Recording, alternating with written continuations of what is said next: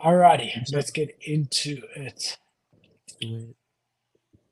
So we spoke about Amazon coming into the NFT space, well, rather the Web3 space, and they're doing a lot of different things. But something that has been confirmed is they are going to be launching an NFT marketplace, and that's one of the things they're doing. The interesting thing, Cade, and I'm really interested to see what you think, they're not going to be accepting crypto. So you can buy Mm, NFTs, but it's only credit card. There will be no MetaMask, there'll be no crypto to begin with. They're saying, there's no immediate plans to have crypto. I was wondering, like, what you think. Why are they doing that, and what you think about that? Here's what I think. It doesn't really matter because it's all digital currency either way. Like the credit card is digital currency. It's just backed by people. It's just backed by, the banks versus being backed by like Ethereum. I actually don't have that big of an issue with it. I'm more interested in the culture changes slash how people perceive buying digital collectibles as a thing. I'm much more interested in that, and I think Amazon's probably playing a long game and realizing that there's no reason to jump in straight in all the way and adopt too much Web3 when it's not really in the times yet. So that's kind of my perspective on it. I don't know. I hope that's kind of what it is because if that is, then I'm kind of down for that. Don't really have an issue with that. I'd rather them start like this and have digital. If they're really digital assets, then I'm down. If they're selling digital assets, I'm Yeah. happy, dude. I'm happy. Yeah. So that's what they're doing. They're going to be marketing it to their massive, massive customer base. Um, and I think also the other long-term play for them is I think they're starting to realize that NFTs will at some point be a part of physical products. So Mhm. when you buy your Rolex watch on Amazon, it will come with an NFT. And I think they want to front run that and they want to be able to accommodate that as well. So not so much only for the PFP, but also to prepare themselves for the future when a lot of physical products are going to come with an NFT, which is going to be interesting to see. So they're getting ahead of the game over there, which is quite cool. But yeah, I mean, Amazon's got 167 million customers. I mean, Prime members just in the United States alone. So for them to send out an email to say hi, look, Mm. you can now buy NFTs, even if 0.01% of those people actually get converted, that's still 1.6 million people that before were not in NFTs that now are. So very interesting, and I think it's quite bullish. Yeah. Yeah, I agree. I'm with you. Would be very interested to see what the guys and girls in the comments think about this.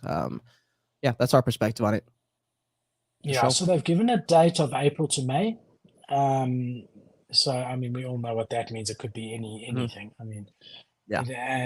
and yeah, it's going to be interesting to see what type of platform they adopt. Is it going to be like an OpenSea type thing, or is it going to be like a Blur, more like a trader? I would imagine they'd go more like the OpenSea way, sort of like images, visuals, things like that. It will Mhm. obviously fit into the existing way that they show their products.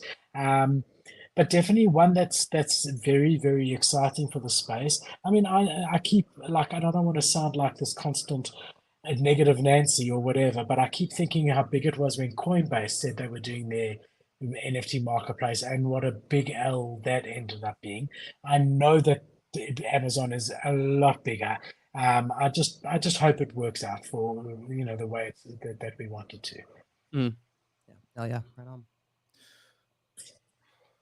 All That's right, all I got. and sort of linked to this is actually I haven't seen a lot of people talking about this, and this is one of the most bullish things that's happened to Ethereum in the last couple of weeks. So there's a new standard that's been audited and released, a new token called the ERC 4337. Okay, now that's all irrelevant. What's important about this is that this is the first token that will allow you to be able to take monthly deductions through the smart contract. So when you sign up, let's say you want to buy an NFT that's a subscription, instead of it being just a once-off purchase, but something that's deducted, like your Netflix bill, for example, Mhm. could be paid using a ERC 4337.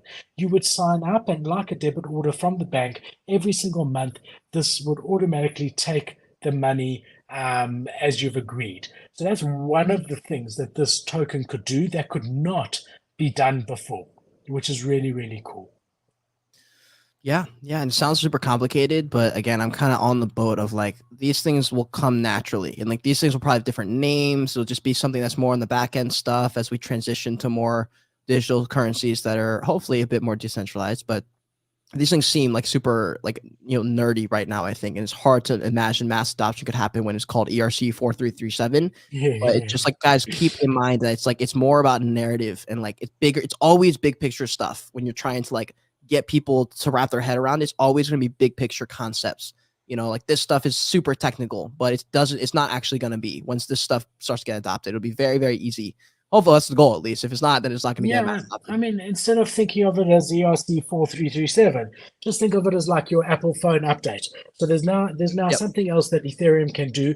The other cool things that it can do is like there's a way that you could put signatories on your account that if you lost your seed phrase, I could say up front, look, Cade, and here's Cade's wallet. I trust Cade, and I trust my wife Bianca. He has her wallet. Mhm. If both of those two people sign a particular transaction, that would recover my seed phrase. So that's another thing that this token allows that up until this point wasn't allowed. And if you think for mass adoption, you do need something like that because your grandmother cannot remember 47 words in sequence. And, it's just like if you lose your password to your internet banking, you can pick up the phone and phone the bank and give your whatever. They ask you 10 questions, you answer them, you get your thing. There needs to be a recovery. This token allows for that while having very strict criteria that you determine, which is quite cool. And also, it will also allow for very low gas or even gasless transactions as well. So it's just an upgrade, right? Another token that solves a lot of different problems that were, in some ways, stumbling blocks to mass adoption. Mm, yeah. Yeah. Fire. Yeah, so that's bullish. I'm just seeing if I forget anything here. So gasless transactions is one of the things. Automated trading, which we spoke about, like a subscription. Secure your wallet without a seed phrase and be able to recover lost private keys. Just to sum up what this allows, and it Mm, has been fully audited and approved. So it's something that you could right now incorporate into your next smart contract, which is really pretty cool. yep. All right, then we got Uniswap has launched their mobile crypto wallet available on iOS.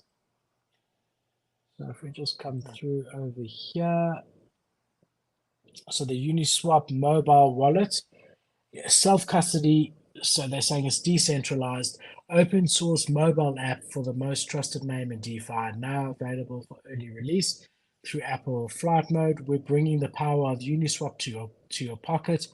Swap on and switch seamlessly between mainnet, Polygon, Arbitrum, Optimism. Send and receive ERC20 tokens. Doesn't look like it supports ETH at the moment. But you can imagine, or one would imagine, that if this works out well, they would definitely move into it. It will allow you to get into your wallet with Face ID, allow for the backup of your seed phrase, and so Mm, on and so forth. So interesting. yeah, nice to see an app, yeah, coming in.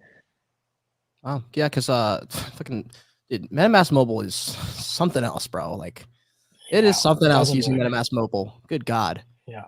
It's rough. It's really Have rough. you It's ever really tried to slow. browse, to use their browser to mint something?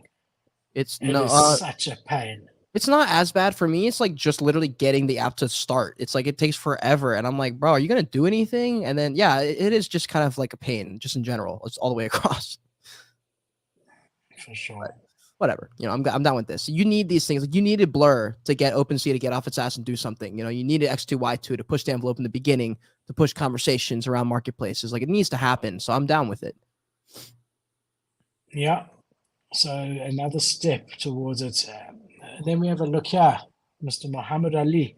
So Mm. there's a partnership with Z Blocks and Muhammad Ali. They're going to be launching the official Muhammad Ali NFT project. Um, so it's just the beginning. If we jump over here, so they've created an official Muhammad Ali NFT Twitter page at Muhammad Ali NFT. I'll just make that bigger so you don't go to the wrong one. Right. So far, still quite early. So I would suggest if there's something that interests you, just to give it a follow, put notifications on. Brought to you by Z Blocks, right? So they do generative art and they sort of like uh, what's the word? Incubate projects. So they, they're not the biggest out there, but they are so far a well-respected name, and they are going to be the ones who are launching this Muhammad Ali project. Not much details at all. We don't know the collection size. We don't know the mint price. We don't know the mint date. Still very, very early, but good to bring it to you early because you can follow the right accounts and potentially get in. They're also saying that there will be a snapshot that anyone who holds a Monroe NFT, which was a project that Z Blocks had previously done and rolled out, will get whitelist to the Muhammad Ali NFT, right? So if we just jump on there quickly to the Monroe on OpenSea. Okay, so there are 414 items and was launched in March 2023. So that's very recent. 57% owner ratio. Again, big difference between best offer and floor price. Always a bit of a short-term bearish flag for me. But yeah, if you buy this, you will get whitelist for the Muhammad Ali one. And this is what you can imagine the Muhammad Ali one will look like. Generative art of different poses and pictures of Muhammad Ali. Yeah, I don't have any thoughts on that, like at all. Like it's cool, but Cool. The next one we got over here is Claire Silver, who is a very well-known Web3 artist. Is going to be premiering her next collection at the Louvre, right? who is this? I've actually been here. Oh, Quite nice. cool. Who is this person? Claire Silver. Who's that? So she's quite well known as an artist in the space. You can see here she's got 74,000 followers. We'll jump on here to her website and sorry, it opened in a new window by Is that mistake. a punk? Does she have punk 1629? It seems that way, yeah. Wow, nice. Yeah, she's got her own collection over here. AI art since 2018. Founder Accelerate Art. So she's going to actually have a NFT collection featured in the Louvre, bro. That's Wow. like quite a That's big thing, bro. Yeah, that's Like, really that's cool. that's where the Mona Lisa is. Mm-hmm. Damn. Well, Right. apparently it's not the real one on display. Oh, yeah, definitely not the real one, but for safety reasons. I only know that because of National Treasure and Angels and Demons, I think it was. Da Vinci Code, maybe, like those kind of movies. The only reason I even know that stuff. I've never been in that. Also, we saw that whole movement of people like pouring mustard and stuff on art. Do you remember? I don't know why. Wait, say it again? We saw that whole movement of people who were destroying art in art galleries and handcuffing themselves. I remember a few months ago, it was all over Twitter. They like environmentalists would go into an art gallery and like put mayonnaise or art or whatever on a art piece, and then did you not see it? It was I remember the one where they put up like this is there's no point to this art, and they stuck it over the water fountain. Is that what you're talking about? Not that. Like it was like something where they were like trying to make fun of people's art, and so they like stuck a piece of like not real art on like the top of the water fountain in a museum, and everyone was taking pictures of it because they were like, "This is amazing," and it like ended up staying up all day, and like nobody realized it wasn't supposed to be there. Like, oh my god, dude, art really is what you make of it. For sure, man. So yeah, man, I think that's cool. I'm going to see you in the Louvre, bro. How cool! Lit. But hold on, actually, there's been a tweet here. This is breaking news. Hold on, I think I actually have a breaking news thing for you. I wasn't expecting this, but let's do it.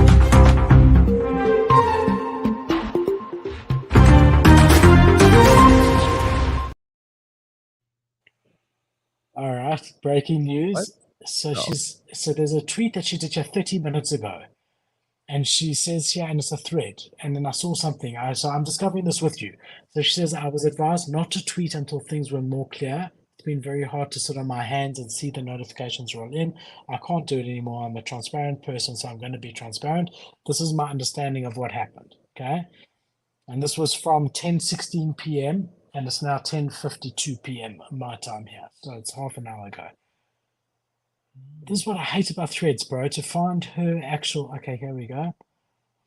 So Super Chief was approached by a rep of Paris Blockchain Week while at NFT Paris. They talked on the exhibition I co-curated, and at the end, they asked Super Chief if they wanted to exhibit an artist at the Louvre.